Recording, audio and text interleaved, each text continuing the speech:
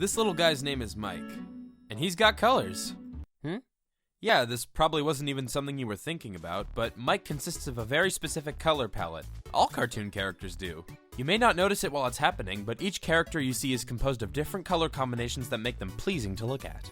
I mean, even I have a color palette. Now, while these choices of colors can be effective, the subtleness of these schemes means that it's easy to make a bad color palette by accident. So I'm going to take you through everything I know about color palettes, the different kinds, how they can be combined, and examples of them at work.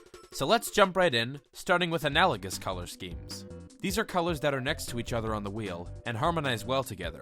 Already you can see that this is applied with tons of famous characters. You can use similar hues with different values, or sometimes even one color if that's all the character needs. Next up are complementary schemes. Colors on opposite sides of the color wheel complement each other nicely, and it's one of the most commonly implemented palette types. Characters like Aggretsuko, Top Cat, Master Shake, and Marvin the Martian all utilize complementary colors to create a pleasing palette. The use of analogous colors also means that you can bend complementary colors and use ones that are close to your initial combo. Blues can look nice with yellows, oranges with purples, purples with greens, etc. This is because tetradic palettes use the colors that fit into a square on the wheel, so using half of that still works. Careful use of both principles can create some interesting and varied palettes, and tie in the use of more colors in a pleasing way like with the Joker. I don't see why he gets to have all the fun. Speaking of tetradic, next up is triadic. Triadic palettes can be made by drawing a triangle on the wheel and picking 3 colors at each angle. Something else to consider is the role that these characters play with each other. Some characters complement each other well.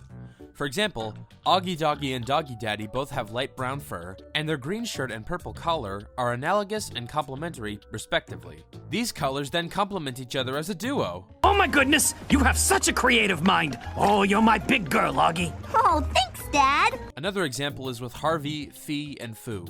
Their palettes work well independently, but together they work adjacently. Further examples like Bluey and Bingo and Gumball and Darwin show that this is an effective color strategy to use when characters work as a unit.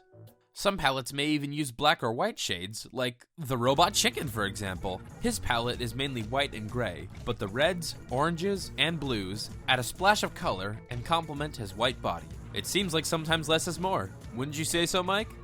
That's right.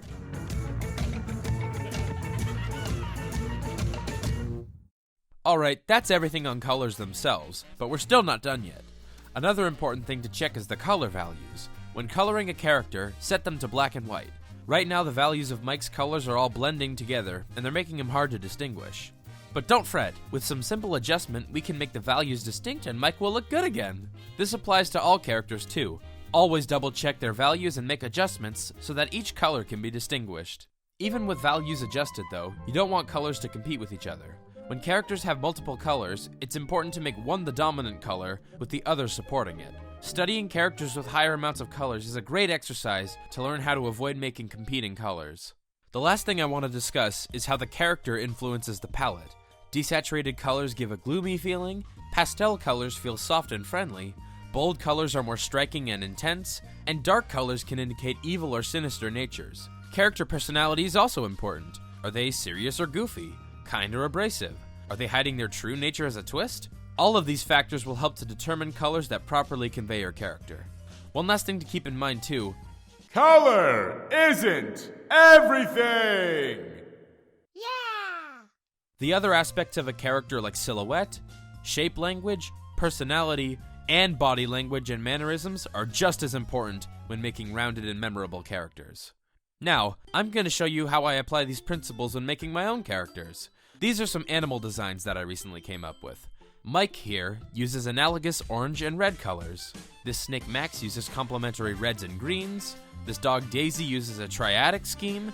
And this bear Hazel uses analogous oranges and reds with some complementary blues. These characters have also been value adjusted, and their silhouettes all stand out from each other.